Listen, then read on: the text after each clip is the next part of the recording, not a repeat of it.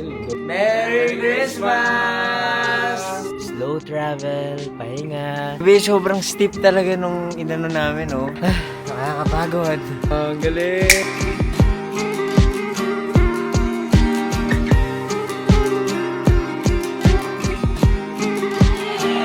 Hey guys! Hello! Welcome to Italy! Italy! Welcome to Italy! Nandito ako ngayon sa Vidor, Italy. Ako nga pala si Buji at mahilig ako mag-story time. Hindi nyo pa ako pina-follow, i-follow nyo na ako. Nasa likod ko, napakaganda. Pre-Alps. Yep. So this is a UNESCO World Heritage Site. The Prosecco Hills. Yan. Ang tawag dyan ay The Prosecco Hills. Kasama ko ngayon aking friends na si MC and si Miko. Si Michele is working, kaya hindi namin siya kasama. So, explore namin ang Vidor. It's a town in Italy. It's a small town in Italy. Malapit lang sa Venice. 1 hour by train, 2 hours if you drive papunta sa Venice. And dito kami ngayon sa Vidor kasi nandito yung area ng friends namin. And this is, hindi siya hindi siya touristy talaga na place. Like, hindi siya top destination ng mga Pinoy, I would say. Pinoy's, no. Pero there's a lot of tourists here that goes to Valdobbiadene, which is that town there. Kasi that's the center, that's where Prosecco is made. Valdobbiado. Valdobbiadene. Hindi pa yun Vidor, iba pa yun. No, it's a different town. So this is the town of Vidor, that's the town of Valdobbiadene. So dito sa lugar na to, madami talagang vineyard. Yeah. And all the vineyards here produces Prosecco. Kasi if you get the seed of that grapes, kahit Prosecco siya, pero if you plant it outside of Vidor or Valdobbiadene, it cannot be Prosecco. Because it's only Prosecco with our soil. Ano ba yung lasa ng Prosecco? It's like Italian champagne. It's like champagne. So it's a white wine that's sparkling. And normally, siya, for celebrations. Okay, itong nasa gilid natin, vineyard ba to? Yeah, that's Prosecco grapes. Kaya lang, walang grapes. Kasi winter. So they're harvested on October. So ito ang mga grapes. Grapevines to. So pwede kang puwitas-pitas dyan kapag meron. We get from there sometimes. Like when we walk and we see grapes, you can get some. Tapos ano lang. I don't know if there's a law about it, pero you can just get. Wala namang CCTV Like dito, di ba? Like the kids sometimes they get. Pwede na parang, psst, tingi. Yeah. Ganon. Pero kasi Prosecco grapes is very bitter. It's not like a sweet grape. So it's not like for eating.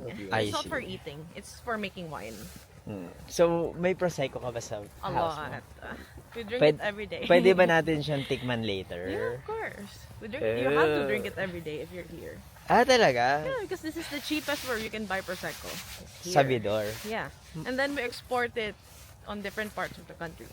Like on restaurants, mga ganun. Maglakad-lakad tayo dito sa town na to. At tingnan natin kung ano bang meron. Ang ganda ang payapa. Tapos kitang-kita mo yung Prosecco like all Hills. Of those little hills, yeah, there. Ito vineyard Here in our town is a little bit flat. Pero you can see like the little mountains under the big mountain. Ah, talaga? So that's why it's Prosecco Hills. Ito, anong puno to? Kalamansi?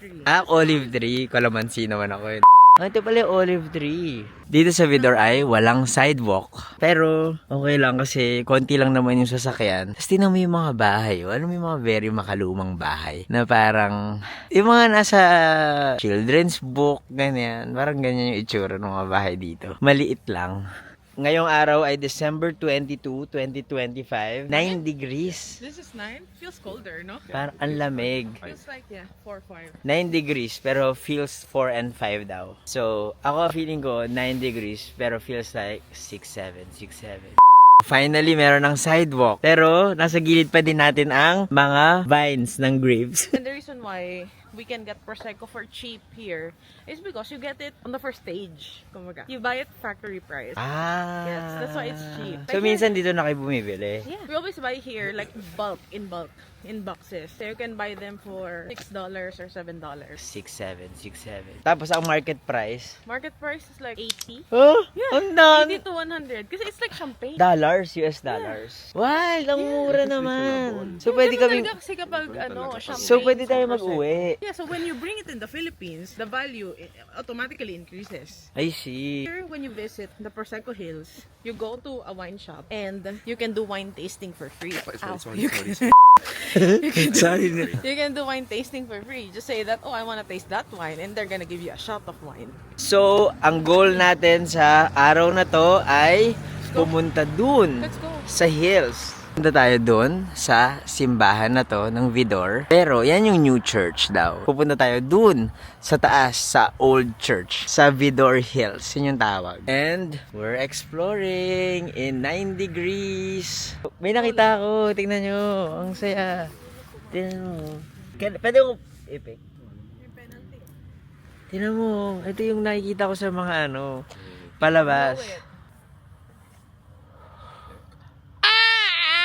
Ang pangit nung tawa ko. Isa pa. Kuha ko. Allergic ka talaga? Isa pa. One. Uy, wag mo tutok sa amin. Ayun. Allergic ka ba, Miko? Oo. 1, 2, 3.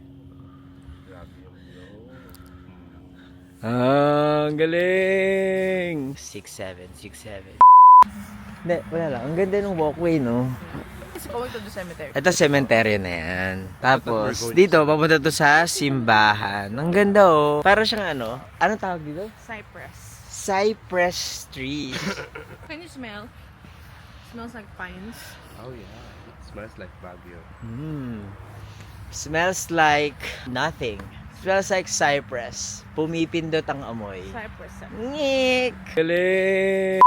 Nandito na kami ngayon sa town proper. At ito na yung church.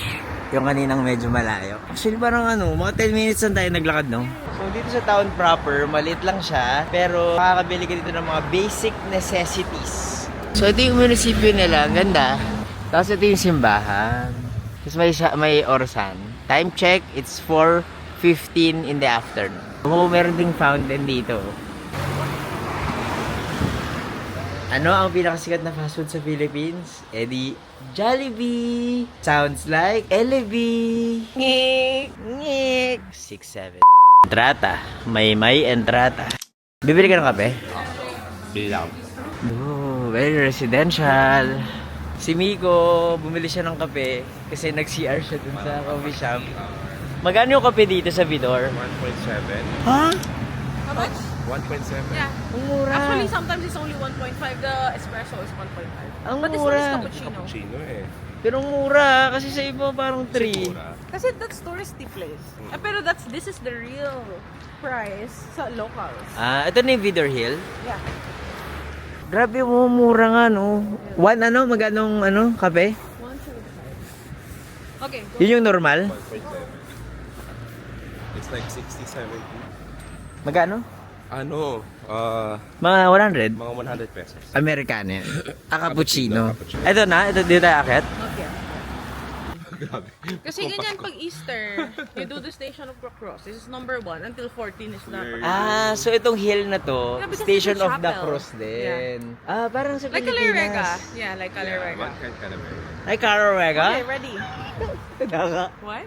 Ay, Carorega? Calirega. The first station is the Adoration. Oratorio de la Dolorata. Mali. Adoration. Yeah. No, that's not the first station That's though. not the station. Ano yung first station? Actually, I don't know. Ano first I think station? like Pontius Pilate. I don't know, I'm not sure. I guess it's the When he praying. was, nadakip siya. Anyway, kung alam niyo yung first station of the cross, nakalimutan ko na eh. Pero eto na ang simula ng pag-akyat sa Vidor Hill. Tara, hiking tayo. Sabi ni MC, zigzag daw to. So hindi siya parang isang diretsong straight na hill. So ayun. Pero ito yung destination namin, yung old church na yan. So ang steep ng aming nilalakaran, ito na yung second station. So pag Holy Week, I guess madaming taong pumupunta dito, no? Oo nga. Parang for training din. Yung mga Italians, kasi sa mga hindi nakakalam, si MC, dito na siya nakatira sa Italy. Si Miko naman, nakatira siya sa London. Nagkita kami, more than a decade na ba? Nakita na- 2017. Hindi pa. Right? 2017. 2018. It's you on and you and Jam. I think Pa-decade. Jam was 2017. So, pa-decade na tayo. Almost. Almost a decade na kami magkakilala. Tapos ngayon, nagkakilala kami sa Manila. Sa Sampaloc, Manila. Pero ngayon, based na siya sa Italy. Tapos siya naman, based na sa UK. Nahigal ako. So, Ciao, ciao. ciao. Ciao! Ito, station number 5 na. So MC, dito sa Italy, yung mga tao, ano sila, no? Parang very healthy living. Yeah, they're very active. Napagod ako. Very active. Very active. Dito yung bahay nila. So very active sila, tapos healthy rin yung kinakain nila, gano'n. Yeah. Like they like simple ingredients, good quality ingredients, and simple cooking. Ayan, ito may view na. So saan tayo galing? Our house is there, I guess. So we're on the fields, diba? Oo. So nandun sa area na yun. Ay, oo nga, no? Ganda. At wala pa tayo sa tuktok na to. Gano'n ka kadalas mag-hike? Next question, please. Ikaw sa London ba, nag-healthy rin yung mga tao doon? Yeah, it's very healthy and part of their lifestyle. We're healthy. Yeah. Part of their lifestyle includes trekking and hiking. Trek din sila, tsaka nag-hike. Most of the British people Ikaw? there. Next question then. I would love to with friends. Yung mga small walks lang, short walks. Like this. Yeah. Sa totoo lang, nung nasa Maynila kami, hindi ganito yung mga bonding moments namin. Kami Tomas. Or Samgyup. Ah, Samgyup. or inom kami, mga madaling araw. Na, pero mahilig kami mag-travel together. We started in Bali. Oo nga, nagbali pala tayo. 2019. Coron, ganun. Tapos yun, napunta kami sa Maybe Italy. we can take a pause here. No, I mean on your apple. 200 na yung sa'yo. Iwan mo yung ano. Ang ganda ng view dito. Well, sayang nga lang walang sunset, no? Kasi medyo maulan. Or bihira ba ang sunset? No. I mean, hindi siya bihira. It's just today is just cloudy. Pero at least when hindi it's not mainit. Cloudy, it's nice, yeah. It's nicer if it's clear. Yeah, pero nice pa din naman ngayon. Ganda. Anyway, let's go. Sige, tara. Vidors. Baka may kuryente. Magbubuwis buhay pa ako. That's what we see from down there. Sabi, sobrang steep talaga nung inano namin, oh. Nakit namin. Nakakapagod. And finally, we reached the top. Ayan. Padilim na. Time check, it's 4:30 ng hapon. At dahil winter ngayon, malapit nang dumilim. Ano yan? Ba't may mga kanyon? Ba't may mga kanyon? No, because during the World War, ito yung parang pinaka naging, what do you call that? Like the watchtower, kasi it's the highest point in town. So you see if somebody's attacking, like the Nakikita Austrians, mo. yeah. So that's why they put a base here during the World War.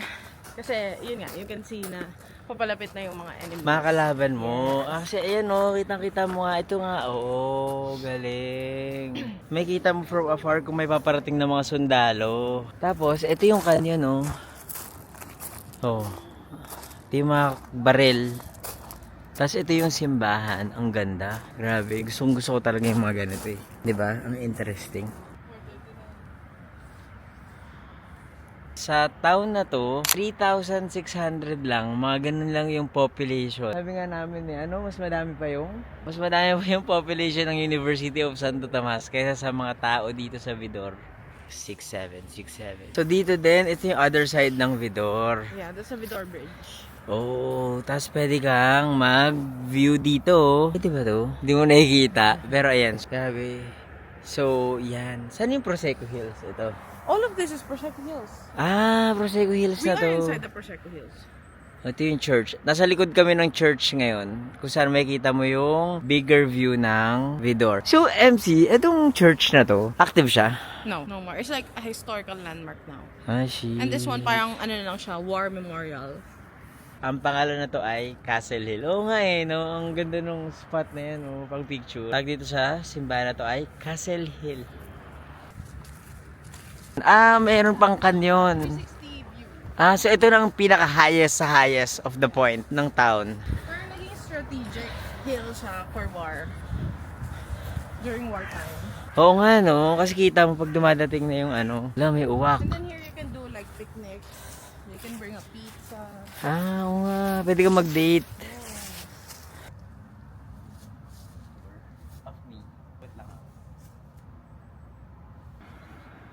Yeah. Parang picnic spots. Nakababa na kami from the Vidor Hill. At nandito kami sa Il Capitello. El Capitello. Ang El Capitello ay yung parang Town proper. I mean like the farm. Yeah, city center. parang city center. May grocery, pharmacy, small store. Iba pa to dun sa church. Yeah. Sabi ko, gusto ko mag-gelato. Pero, sarado ang gelato kasi... Gelateria on winter seasons. So, pag winter season, walang gelateria. Yeah, they all close. So, They're gonna open around March for spring. So, sa Pilipinas, ang tawag ice creaman. Dito ay Gelateria. gelateria. Another day from Vidor. Pero, so it's another day from Vidor kasi nga 'di ba, I want to take you sa mga kinda local life living dito sa Vidor kasi kasama ko nga yung mga friends ko na nakatira dito sa Veneto. So, nandito kami ngayon sa Susegana Station. Sa train station kasi pupunta kami sa Venice. Yung Venice, it's a different vlog pa. So, most likely na-upload ko na yung Venice vlog ko bago nyo mapapanood tong video na to. Pero gusto ko lang kayong i-take kung paano nagte-train station yung mga lokal dito sa Veneto. So ayan, kasama ko si MC, si Michele, yung asawa niya, at si Miko. Nag-drive kami papunta sa Susegana Station. Pinark namin dyan yung sasakyan. So, ang ginawa namin, bago kami pumunta dito, nag-check na kami ng train tickets namin. From Susegana, papunta sa Venice, Santa Lucia. Kasi doon yung pagpunta natin. Kailangan nyo munang mag-download ng Trenitalia app. Tapos, from there, pipili kayo ng stations na pipiliin nyo yung point A to point B ninyo. Tapos, makikita nyo dyan yung list of schedules ng trains. Tapos, pipili kayo and then, babayaran nyo online. Pwedeng credit card, pwedeng Apple Pay, at pwede sa mga other options pa. Ito yung itsura ng Susegana Station. So ayan, hinintay lang namin. Tapos, namamonitor mo ba dyan, Vico, sa phone? Kung ano yung, namamonitor sa phone kung paparating na yung tren. Wala na, hello. Kakanta po kami ngayon. Uy, nakakagi. 1,000 years. Closer. One step closer. It's wrong. I've died today. Nahiya na kami, ayaw. Darling, don't be afraid. I will love you for 1,000 years.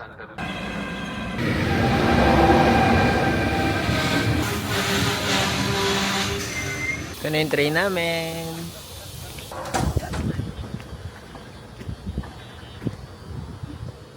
So, nandito na ako sa train station. Yung mga friends ko nandun sila nakaupo kasi gusto ko lang sana mag-vlog dito. So, ito, maluwag. This is Trenitalia. So, dito sa Trenitalia, pwede kang kumain kasi minsan mahaba talaga yung biyahe. Like, minsan yung biyahe pwedeng 10 hours. 10 hours pwede. Diba? Pwedeng 10 hours from sa pinakadulo hanggang dito. So, for our lunch, nagbaon kami ng sandwich or panini. Sama ko si Miko at si MC. Pwede ka rin mag-work kasi merong saksakan. Ito pala yung saksakan sa Italy, guys. Yung dalawang bilog. So, yung sandwich namin ay prosciutto, salami, at isa pang meat na sandwich. Ginawa lang siya ni MC.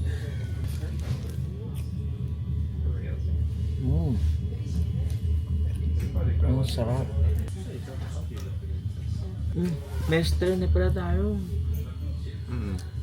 Ito malapit na.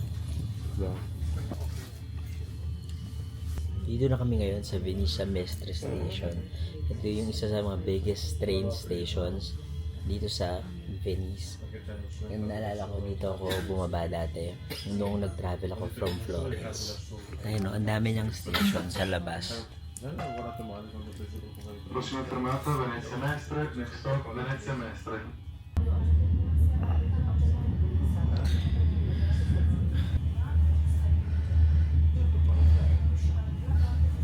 So, nandito na kami sa Santa Lucia, Venice. So, ito na yung train station papunta sa Venice. So,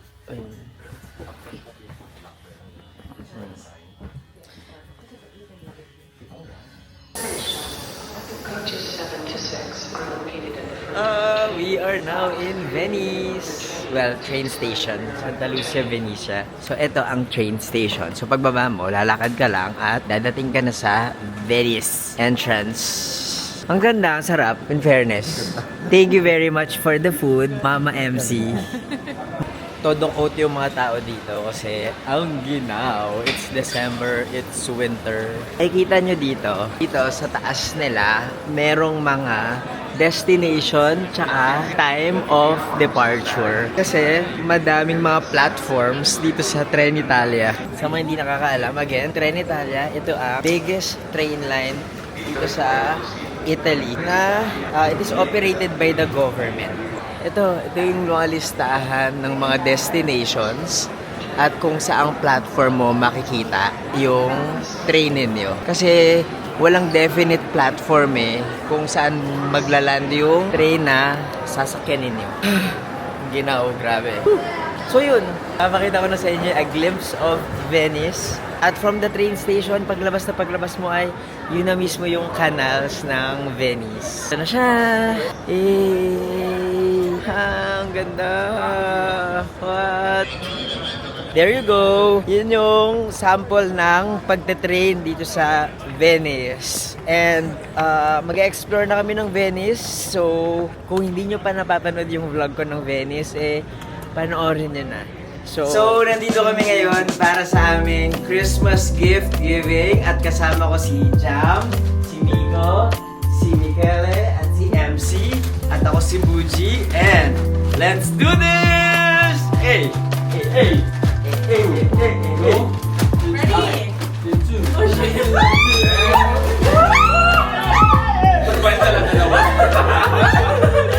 Okay, ipakita natin. What are your gifts? Hey! Hey! Diyan, pakita mo. Hey! Thank you. Thank you!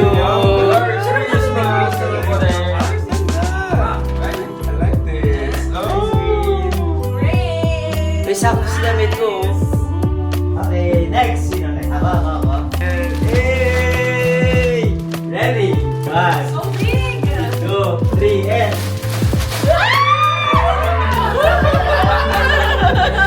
For the gifts. The theme is, it's giving winter. Yeah, correct.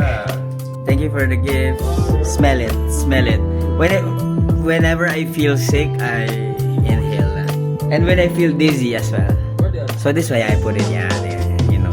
Wala no. Ayun lang. Light pink. Isa pink. Okay na yan. Ay, kay Miko, palit kayo red. Ano yan? Yung bag? You see our color palette, diba? Yeah, also because you're okay. It siya, so ako na to. Kasi parang all black yung kanya eh. Black? Kompleto na yung This is pastel. you have our color palette. Yeah. It's not very autumnal. Almost black. Oh, Miko, ito yung sa'yo. No. Why, this is my favorite moisturizer. That's why I gave it to you. Wait, it's my gift. Yeah, I chose it. Merry Christmas! Buon Natale! Maligayang Pasko! Hey guys! Ngayon ay Christmas Eve at nag-decide kami na mag-eat out sa isang Asian restaurant. So, nandito kami sa Sushi Wa. Wala na siya sa Vidor, pero medyo malapit lang. Sabi ng mga friends ko, unlimited, ano daw to. Buffet, parang buffet style, Asian food. So, may ramen, may sushi, at kung ano-ano pa.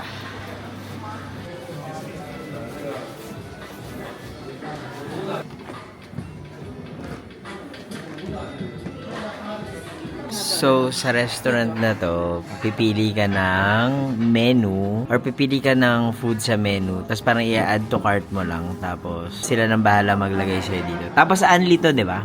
Umorder ka na for us, di ba? Pili tayo. Ay. Ano nangyari? Home? Menu.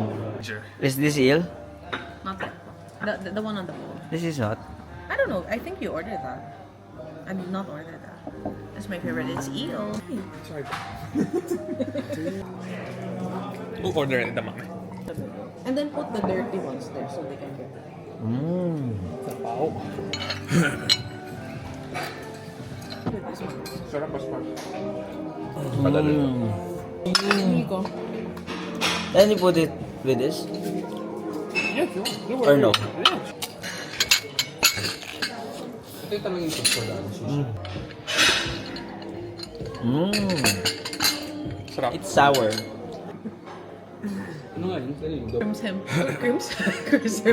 Oh, kamusta ang pagkain for Christmas Eve dinner? Busog ka? Yeah. MC, thank you for showing us to your favorite sushi place. Hindi naman dami namin nakain. Michele, salamat for showing us to your favorite sushi spot. Guys, binigyan nila kami ng fortune cookie at babasahin namin yung fortune cookie na to sa harap ninyo. Okay, guys, sino muna? Ako na mag-break. What does it say? My fortune says, during the Christmas Eve ay, tenga pasensya kung lost, diba? Sa likod. Ay, okay. Oh. Sa likod. No, it's in. Translated for you. Yes, please. Tenga pasensya con los demás. Spanish. Can you Siate pacienti con be patient with the others? Oh. Amigo. Siete voy a commander. You are in command, and you can afford to speak frankly. Oh, you can afford to speak. Oh, so we have to break it there? But where to go from? Abbiate pazienza, piccole blocche motivis is concono da sé. Be patient. The emotional blocks, they resolve itself. Alright. Do long walks. If you do long walks, it will be the best way to heal your soul and your body. Yeah. You need to rest. Wow. You need to rest. Do long walks with MC. Fantastico come sapete divertirvi coinvolgendo tutti. It's fantastic how you know how to have fun putting together everyone. Oh, thank you for hosting us. Nandito tayo ngayon sa Italy, di ba? And it's dinner time. So, nasa Vidor ako ngayon. At nasa lugar kami na ang pangalan ay Pizzeria e Trattoria. So, according kay Michele, ang ibig sabihin naman ng Trattoria ay parang restaurant. So, magpipizza kami. Nasa Italy tayo ngayon, kaya kakain tayo ng legit Italian pizza. Ayan, papasok na tayo. Oh, at excited ako kasi sabi nila, ito daw yung isa sa mga pinakamasarap na pizza dito sa Vidor. So, ito yung restaurant to.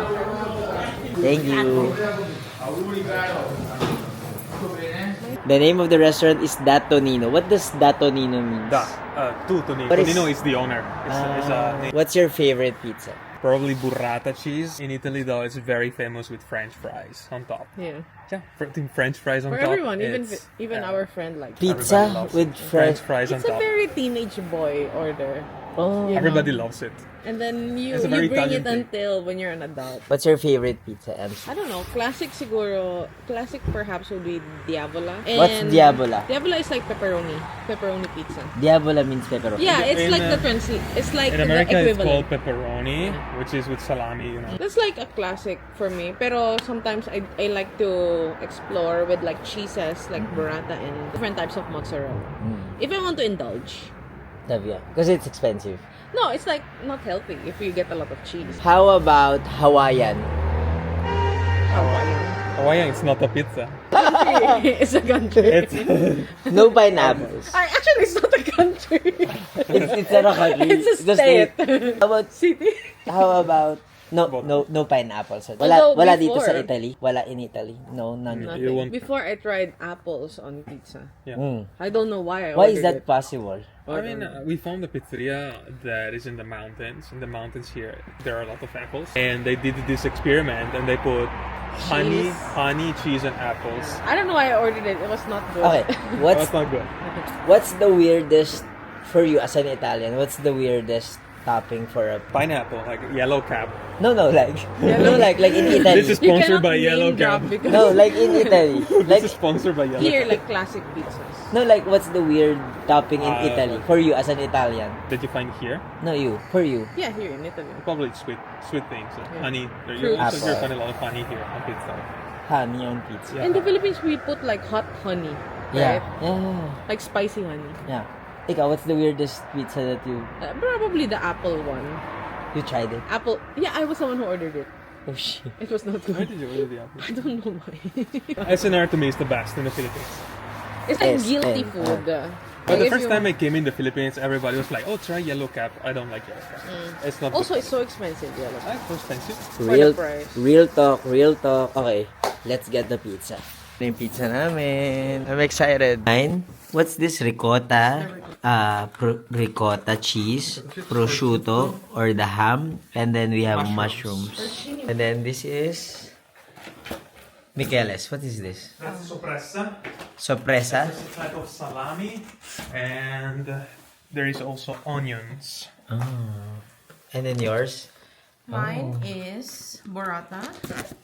And it's prosciutto from Prague. Prague. And? And then dried tomatoes. And then we have fries. Why is it that they didn't cut it? They don't cut it because everybody can choose their own way of cutting it. So it can be square? You can do whatever you want. You like square pizza, no? No, I don't like it. I mean, Oh, gusto ko to. Are you cutting the burrata, no? I'm leaving for her. So, siya na yung magkakat. Do you like your ketchup just ketchup or... Yeah, just ketchup. Okay, so you use your own. Can we put mayonnaise on? I'm a big pink sauce fan. You're a pink girly. I'm a pink. I'm just a girl. Galing ko. I want that. I want that. You can exchange. Okay pa, it's safe. You need to fold? Yeah.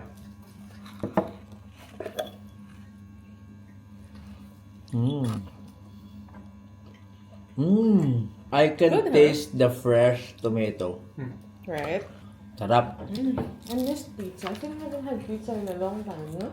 Yeah, that's already a long time. We have pizza like every Friday night. Like Friday night is our pizza day. Okay, this is salami.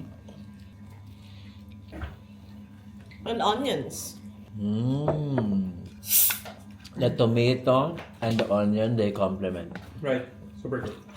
And syempre, sparkling water. I like sparkling water talaga. We used to also, no? Ano to? Prosciutto, dried tomatoes, and burrata. Yeah. I like my pizza best. Me also. Thank you for recommending Michele. Hello! Naglalakad-lakad lang ako ngayon dito sa may Vidor. Ngayon ay alas 4 na ng hapon at malapit na ang sunset. Yung Vidor, isa tong small town sa Veneto region. Actually, sabi ni Michele sa akin, this is an old town. At totoo naman, mukha siyang old town. Preserve na preserve talaga. Tingnan niyo yung mga bintana nila dito. Very... alam mo yun, hindi modern, makaluma. Kahoy pa rin yung labas, tapos binubuksan mo siya. Tapos ito nga parang blinds, oh. So, pa-sunset na ngayon dito. And napansin ko din na, ayan nga, yung mga bahay dito. Very, parang meron silang preserved na aesthetics.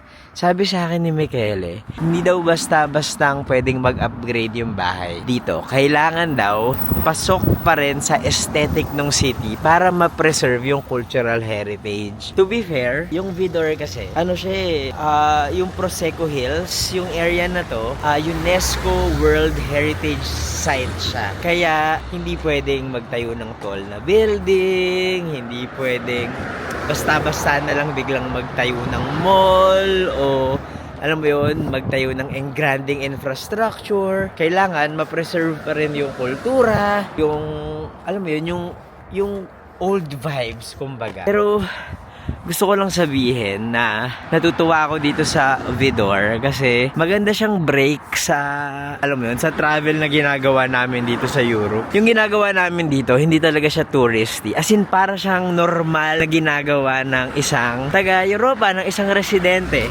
Halimbawa, kanina, nag-laundry ako. Mamaya nga kukunin ko yung laundry ko. Ipapakita ko yung laundry. Ayun, nag-laundry ako. Tapos...